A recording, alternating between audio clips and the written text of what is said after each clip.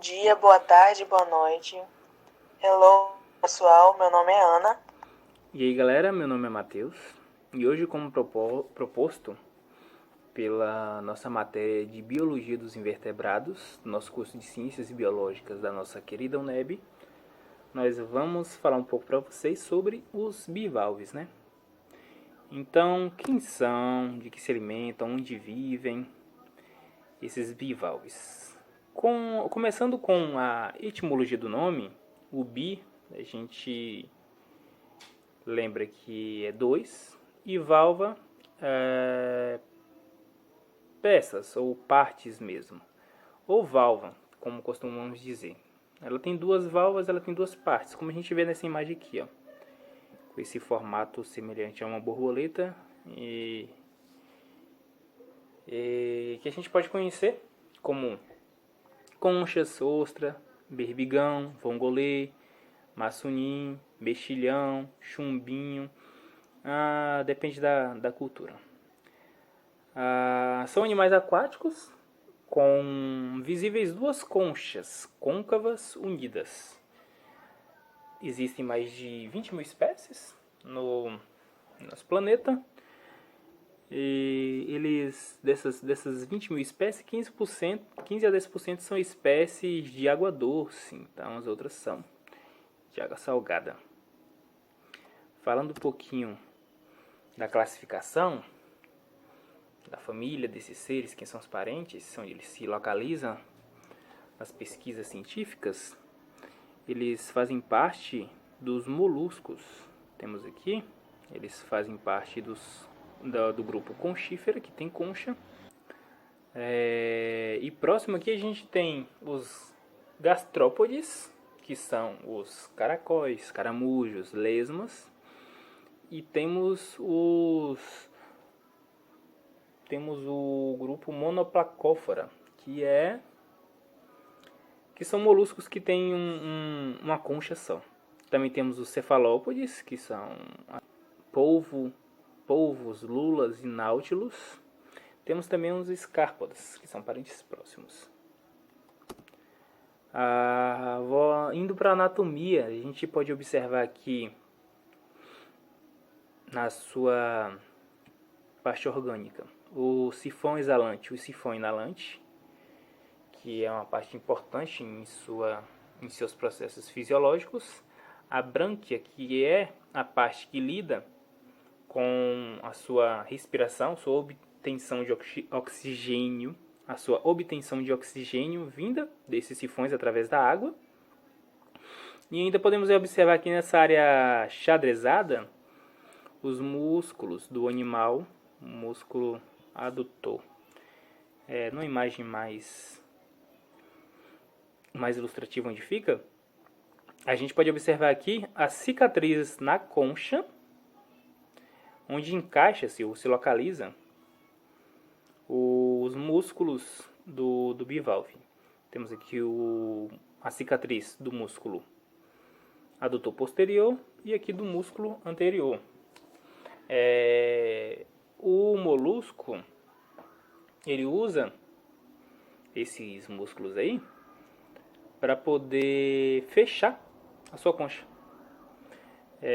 Como ele tem dois músculos, um fica responsável por uma imediata ação, um fechamento enérgico, onde ele, caso, por exemplo, encontre um predador, perceba um predador, ele vai fechar de vez e permanecer com suas partes e vai guardar suas vísceras. E o outro músculo é para permanecer fechado. Um músculo fecha e o outro permanece e segura, no caso, a concha fechada. Ainda falando um pouco dos sifões e sua alimentação, a gente imagina, será que esse animal ele se alimenta e faz seus processos todos fechados? Não, né? A gente observa que ele abre brevemente para locomoção, por exemplo, ele deixa seu pé externado e os seus sifões exalante e inalante, onde vai passar água, onde ele filtra a água e faz os seus processos fisiológicos de alimentação. Ele se alimenta de micropartículas do ambiente, né? Partículas orgânicas. e aí ele consegue sobreviver. Um detalhe importante, interessante também, é que caso você queira procurar um bivalve na areia, se você observar um local na areia onde tem dois furos próximos ao outro, que é justamente os furos que são feitos pelos sifões, através da sucção e através do expelir da água, provavelmente se você ver esses dois furos, pode ser um bivalve que esteja ali, nessa areia, né? Dentro da areia. Apesar de não ser muito indicado alguém fazer isso, porque uma pessoa pode acabar achando um ouriço em vez de achar o bivalve lá. E não vai ser muito interessante. Agora... Reprodução. Na questão da reprodução, os bivalves eles podem ser dioicos, né? Eles podem possuir sexos separados, ou monóicos, que no caso eles podem ser hermafroditas. Entretanto, em sua maioria, eles são dioicos e a reprodução ocorre por fecundação externa. No caso dos monóicos, né, que são os hermafroditas, eles produzem os ovócitos e os espermatozoides ao mesmo tempo. E nos dioicos, né, o macho ele acumula os gametas na câmara suprabranquial para só depois serem carregados pela água e então fecundar os óvulos. Nas fêmeas, os óvulos são lançados na água pelos túbulos branquiais e são fecundados pelos espermatozoides que estão ali presentes, né, na água. E como ocorre esse desenvolvimento?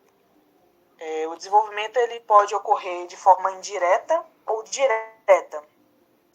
Na forma direta, se forma um embrião e acontece o desenvolvimento direto, né, do bivalve no interior do ovo. E na forma indireta, no desenvolvimento ele passa por estados larvais. Porém, nos bivalves de água doce, geralmente o processo é totalmente diferente. A fecundação ela ocorre internamente. Funciona assim. O macho, ele libera os espermatozoides para a coluna d'água, né?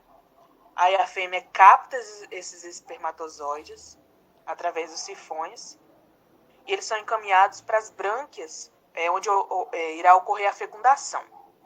Aí após toda essa transformação ali complexa, né, em larvas, essas larvas elas são liberadas para a coluna d'água de novo. E nessa fase ela necessita parasitar em um peixe.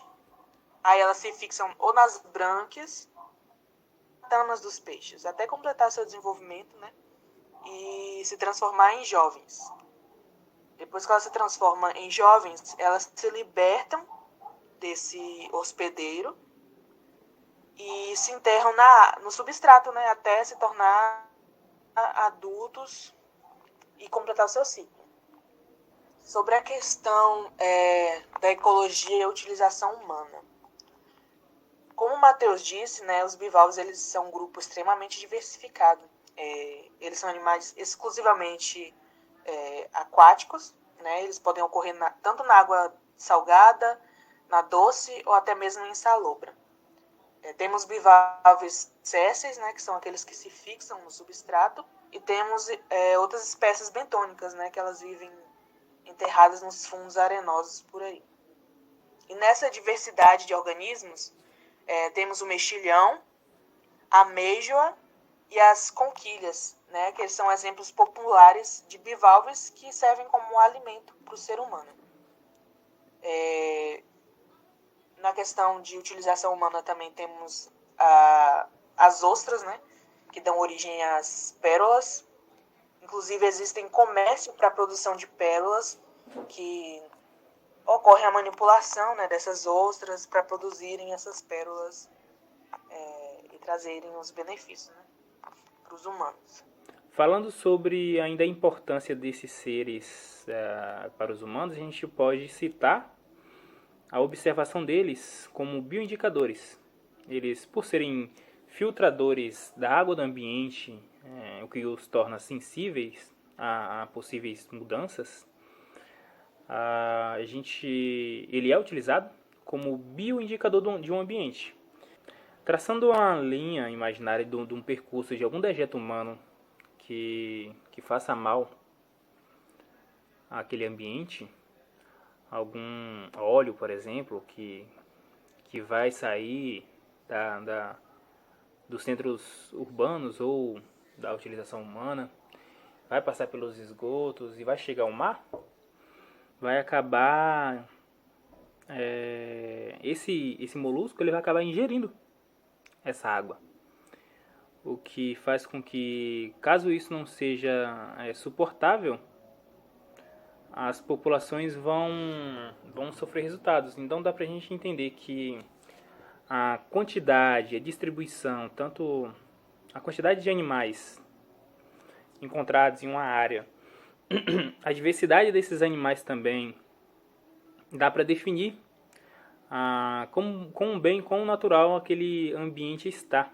Outro detalhe ainda como bioindicador é quando existe uma diminuição de população de um ambiente devido à chegada de uma espécie exótica. Ocorre muito isso. Algumas populações em um ambiente específico, natural, de água doce, por exemplo, eles perdem espaço ou as populações diminuem quando uma espécie externa de outro ambiente acaba proliferando num ambiente natural deles, quando uma espécie exótica chega lá. E por hoje é isso. Agradecemos a atenção. Aqui temos as referências bibliográficas. E é isso. tchau, tchau.